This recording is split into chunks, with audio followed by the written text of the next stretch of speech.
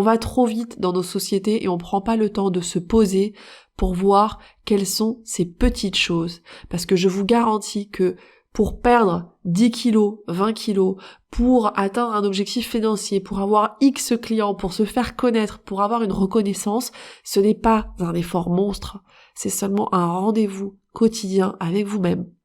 Des petits choix, des petits pas, des petites actions et une petite relation de constance qui se construit avec vous, où vous enseignez à votre cerveau, où vous reprogrammez votre cerveau et vous lui dites « j'ai une relation de constance et de confiance avec moi-même ».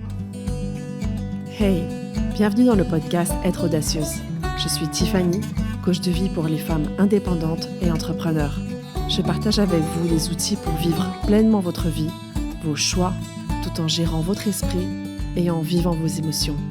Allez, on embarque!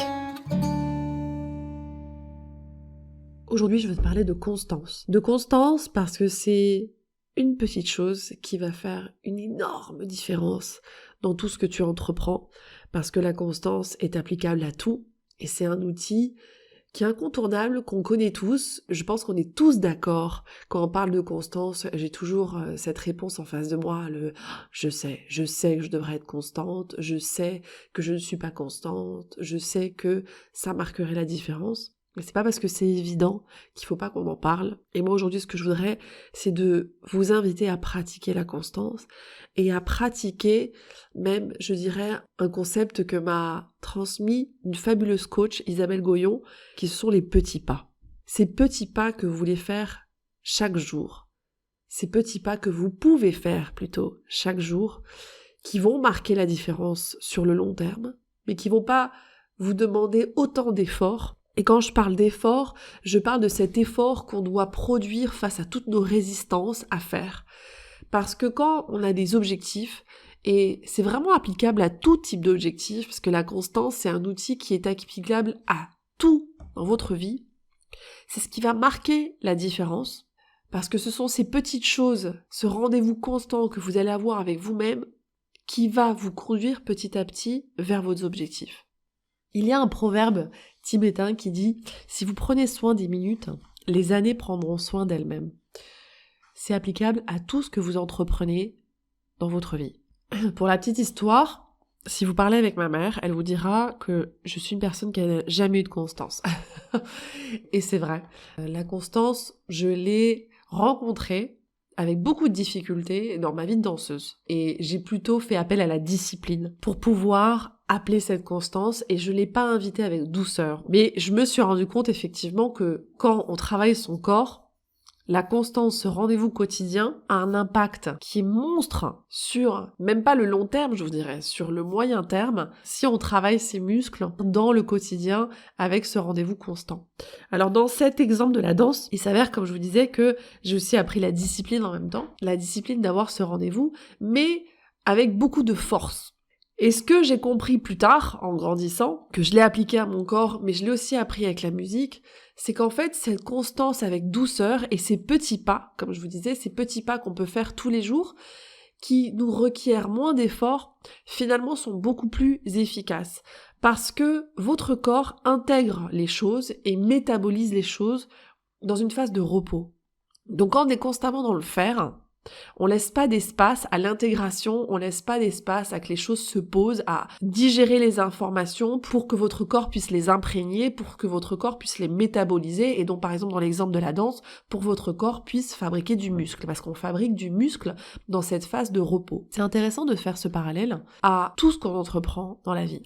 Par exemple, ce podcast, au début, quand je l'ai commencé, ça me prenait beaucoup d'heures, je mettais beaucoup d'efforts.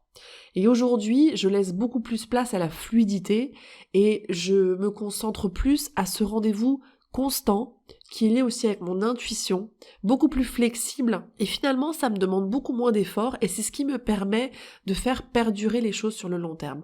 Parce que c'est quelque chose qui revient très souvent, et d'ailleurs quand je parle d'organisation de temps, d'optimisation de temps, de gagner plus de temps, qu'on parle d'organisation de temps, une des problématiques que vous me présentez très souvent, c'est celle de « oui, c'est bien beau, j'arrive à le mettre en place, mais sur la durée, je le tiens plus et ça tombe ».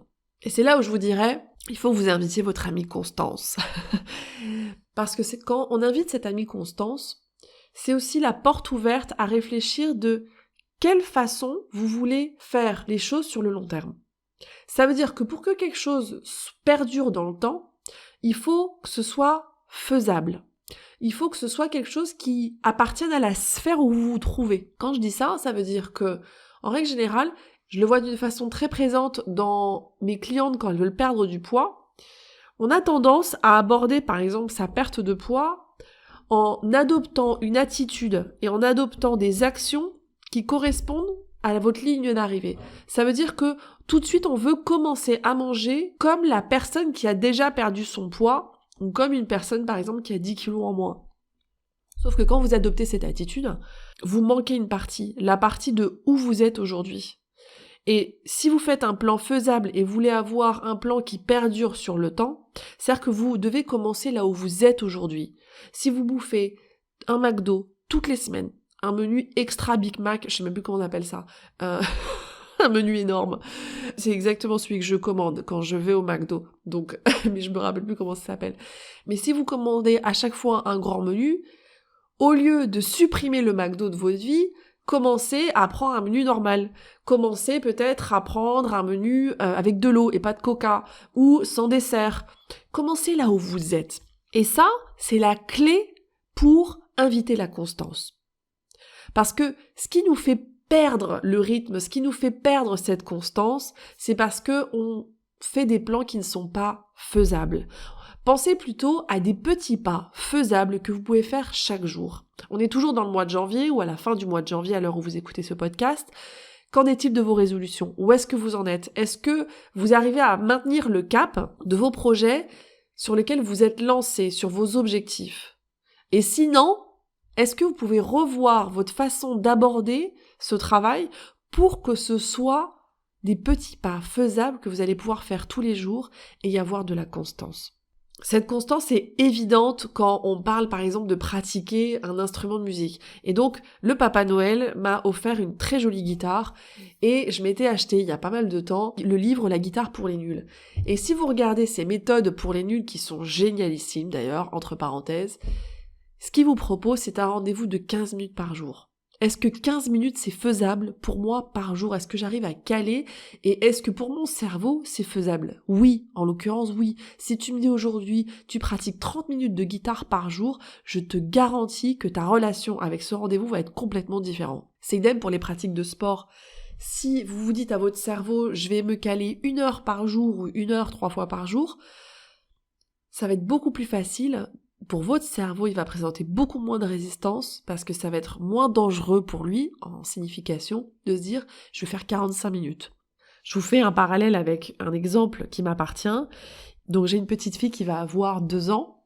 Et donc il y a 1 an et demi, je me suis proposé de récupérer mes abdos. Sauf que je dormais pas.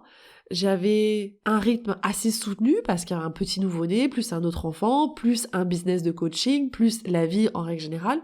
Donc je me suis proposé de faire 10 minutes de salutation au soleil tous les matins. 10 minutes de Adho Mukha tous les matins. Et pour mon cerveau, 10 minutes, alors je dis pas qu'il n'avait pas de résistance parce que la résistance est toujours là, mais c'est pas une résistance insurmontable. Alors que si je me disais, tu vas faire une routine, un truc compliqué, non, je me suis dit, je vais faire 10 minutes du même mouvement tous les matins. Ce rendez-vous, ça fait 1 an et demi que je l'ai. Ça m'a changé la vie pour mes douleurs de dos. Et c'était une de mes premières volontés de faire ces 10 minutes. Parce que quand je voulais récupérer mes abdos, c'était pas pour un aspect physique, c'était parce que j'allaitais et j'avais énormément de douleurs dans le dos. Quand on a des douleurs dans le dos, on pense toujours à sa posture, à qu'est-ce qui soutient, ça va être ses abdos, que ce soit vraiment dans la globalité, toute cette ceinture abdominale. Ces 10 minutes de rendez-vous, c'était beaucoup plus faisable d'avoir une constance et de les faire tenir sur le long terme. C'est exactement la même chose avec ce podcast. J'ai ce rendez-vous avec vous chaque semaine. Il y a un moment, je me suis rendu compte que j'ai dit, ok, ce podcast, je peux le tenir. Maintenant, si ça me prend plusieurs heures par semaine, ça va pas le faire. Je sais que je vais pas tenir. Et quand je vous disais, il y a une époque, la constance, c'était pas du tout mon amie, elle était pas du tout présente dans ma vie. C'est parce que je pensais qu'il fallait émettre beaucoup d'efforts. Et en règle générale, c'est ce que je vois aussi avec beaucoup d'entrepreneurs qui me disent « Mais Tiff, je comprends pas, ça fonctionne pas, pourtant j'ai énormément bossé et là j'ai besoin d'un break et du coup j'ai tout coupé, mais juste avant j'avais fait énormément d'efforts. » Oubliez cet effort monstre, cette force de volonté, que ce soit pour un objectif financier, que ce soit un objectif de clientèle, que ce soit un objectif d'hygiène alimentaire, que ce soit un objectif physique. Pensez plutôt ces petits choix que vous voulez faire, ces petites choses qui vont faire la différence et qui ne vont pas vous coûter énormément d'efforts. On parle de la règle du 80-20. Quels sont les 20% de choses qui vont faire bouger ce 80%? C'est exactement ce 20%, ce sont mes 10 minutes de yoga tous les matins, qui ont eu un effet considérable sur mon dos, au lieu, par exemple, il y a une époque où j'ai fait une rééducation, où je devais aller tous les jours au kiné pour mes douleurs de dos, ça me demandait du temps, c'était chiant, ça me demandait de l'effort. Et finalement, le résultat n'est pas resté à long terme parce que pour pouvoir soigner, par exemple dans mon cas, mes douleurs de dos, j'avais besoin d'avoir de la constance, j'avais besoin de construire mes muscles, de les alimenter.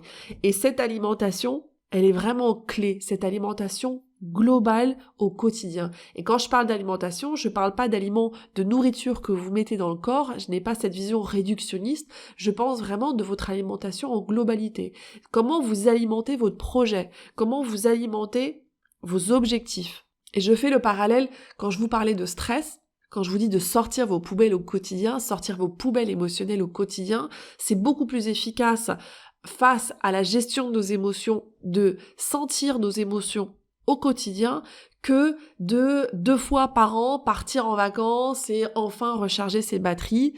Vous allez avoir un effet beaucoup plus considérable dans votre qualité de vie si vous faites ces petites choses, ces petits gestes au quotidien. Alors oui, ça demande de la discipline et ça demande de la constance. Ça demande de créer une relation de confiance avec vous, un rendez-vous quotidien. Et donc aujourd'hui, moi, ce que je vous invite à faire, c'est mettre en pratique. Comment je peux mettre en pratique le fait de ne pas abandonner mes objectifs? Quels sont les gestes que je peux faire au quotidien qui vont faire la différence? Donc c'est créer une relation, la maintenir, l'alimenter, et c'est une relation avec vous-même. C'est vraiment en avoir avec cette relation de confiance. La confiance, c'est quelque chose qui se construit au quotidien avec soi. La confiance, c'est pas quelque chose qui est tombé, qui est inné, qu'on a ou qu'on n'a pas. C'est quelque chose qu'on alimente, qu'on construit. Ça veut dire que vous allez enseigner à votre cerveau que vous avez des rendez-vous avec vous-même, que vous engagez avec vous-même et que vous allez les respecter. Mais pour pouvoir faire ça et pour pas que ce soit un fardeau, il faut que ce soit faisable. Pour les personnes qui procrastinent, est-ce que ça peut être des rendez-vous courts de travail, par exemple, qui vont faire la différence? Prenez le temps de prendre des décisions. Quand je vous parle de pause créative, c'est le fait de prendre de la distance, c'est le fait d'avoir de la perspective pour prendre des décisions sur les choses qui vont faire la différence. Quel est votre objectif que vous voulez travailler ou sur lequel vous travaillez? Est-ce que c'est grandir une communauté? Est-ce que c'est avoir X clients? Est-ce que c'est perdre du poids? Est-ce que c'est travailler votre périnée, par exemple, comme moi c'était le cas quand j'avais accouché et que je disais je veux avoir ce rendez-vous de 10 minutes par jour? Est-ce que c'est un objectif financier? Et donc maintenant, posez-vous, ayez ces pauses créatives, que j'aime bien dire, quand vous avez un peu de perspective. Et quand je dis ces pauses créatives, ça peut être aussi 10 minutes. C'est-à-dire que je fais 10 minutes tous les jours où je me pose et je prends des décisions. Quels sont les petits pas que je peux faire au quotidien qui vont faire la différence en les accumulant? Pensez à mon proverbe tibétain. Si vous prenez soin des minutes, les années prendront soin d'elles-mêmes. Donc posez-vous et définissez quels sont ces petits pas. Pensez à mes Adho Mukha. Signification, salutation au soleil. J'ai un exemple qui vient en tête là, ce sont les réseaux sociaux. Les gens qui veulent faire grandir leur communauté de réseaux sociaux, c'est pas la quantité en soi, c'est la constance, c'est le rendez-vous, c'est ce que va valoriser l'algorithme, c'est ce rendez-vous que vous allez avoir et cette régularité. Moi, je vous donne un petit exemple qui m'appartient. J'ai un focus en ce moment qui est vraiment d'alimenter mon microbiote et d'avoir un microbiote sain parce que je peux avoir facilement tendance à avoir des ballonnements, à mal digérer. Donc, quelles sont les petites choses au quotidien que je peux intégrer dans mon alimentation? par exemple, c'est de l'aliment vivant en soi. Donc, je me focalise à toujours avoir, par exemple, des petits légumes fermentés, des petits jus lacto-fermentés, toutes ces choses vivantes qui vont faire la différence pour moi et qui vont me permettre au quotidien de me sentir bien avec mon système digestif. J'ai cette constance avec moi de dire ok, je me fais un petit jus par exemple de légumes lacto-fermentés avant de manger ma pizza parce que je sais que ça va m'aider à digérer et ça va éviter que je sois ballonnée par exemple. Donc faites la différence en ayant des objectifs faisables que vous pouvez faire au quotidien. Souvenez-vous que c'est pas l'effort ponctuel qui prime là, c'est pas lui qui fait la différence quand on travaille sur des objectifs, des petits ou des grands d'ailleurs. C'est l'alimentation globale au quotidien, comment vous alimentez cet objectif au quotidien, ces petits pas que vous allez faire. Ce sont des petits objectifs qui sont faciles à tenir et qui vont vous conduire à enseigner à votre cerveau que vous construisez une relation de confiance et de constance avec vous-même. Pensez la constance comme la confiance en soi. Et je reviens à ma maman qui me disait « Tu n'as pas de constance ». Non, c'est pas inné, c'est pas quelque chose on a ou pas de la constance. C'est qu'à l'époque, moi je pensais qu'il fallait produire beaucoup d'efforts. Il fallait faire beaucoup de choses au quotidien et que ça demandait beaucoup. Et je définissais même pas ce beaucoup. J'avais cette mentalité de tout ou rien. Et là, je fais un petit clin d'œil à toutes ces personnes qui ont tendance à tout faire ou rien faire. C'est pas blanc ou noir. Il y a énormément de gris et de couleurs. Apportez ce gris et ces couleurs dans votre vie. Apportez cette imperfection. Apportez aussi au début cette frustration quand vous allez avoir envie de faire plus. Parce qu'au début, quand on est hyper motivé, c'est là où on a tendance à produire énormément d'efforts. Mais ce qu'on se rend pas compte, c'est qu'on épuise ses batteries, on épuise son énergie. Alors que si on arrive à arrêter, on dit non, on avait dit qu'on faisait que 10 minutes. Alors si vous êtes emballé, continuez. Mais regardez comment ça affecte votre relation avec la constance. Comment ça affecte votre relation avec le fait de produire tous les jours des petits pas, de faire des petits pas qui vont faire la différence sur vos objectifs. Construisez cette relation de constance comme on construit sa relation de confiance. La relation de confiance, ça veut dire que vous serez là pour prendre soin de vous face à tous vos obstacles et face à toutes les situations. C'est comme ça qu'on construit sa relation de confiance en soi. La relation de constance, c'est la même chose. C'est dire, je prends soin de moi en réduisant mes objectifs à des petits objectifs faisables chaque jour, des petits pas qui vont marquer la différence. Les 20% qui vont faire bouger les 80% sur le moyen long terme. Quelles sont ces choses qui font la différence ?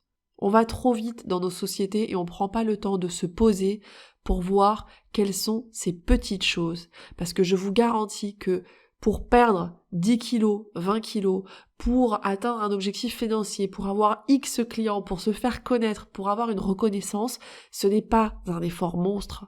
C'est seulement un rendez-vous quotidien avec vous-même. Des petits choix, des petits pas, des petites actions et une petite relation de constance qui se construit avec vous, où vous enseignez à votre cerveau, où vous reprogrammez votre cerveau et vous lui dites « j'ai une relation de constance et de confiance avec moi-même ». Allez, au boulot. Maintenant, posez-vous et définissez quels sont ces petits pas faisables que je peux faire chaque jour, que je vais pouvoir tenir sur le long terme et qui vont ressembler à la personne que je suis, ressembler au rythme de vie que je veux avoir, ressembler à la vie que j'ai. N'essayez pas de vous coller une méthode qui fonctionne pour les autres, construisez celle qui fonctionne pour vous, construisez ces petits pas qui sont faisables pour vous-même et que vous pouvez faire et qui sont à la portée de votre vie et de votre façon de vivre. On se parle la semaine prochaine. Mon podcast vous plaît ? Abonnez-vous pour ne manquer aucun épisode. Partagez-le avec vos proches et soutenez-moi en laissant un avis 5 étoiles sur la plateforme que vous utilisez. 1000 merci. Et si vous voulez bénéficier d'un accompagnement, je vous invite à vous rendre sur mon site internet tiffanymaquet.com. Vous pourrez réserver une session gratuite de coaching avec moi, mais vous trouverez aussi l'information sur mon programme pour les femmes entrepreneurs qui veulent lever leurs barrières limitantes pour atteindre leur objectif. Alors à très bientôt.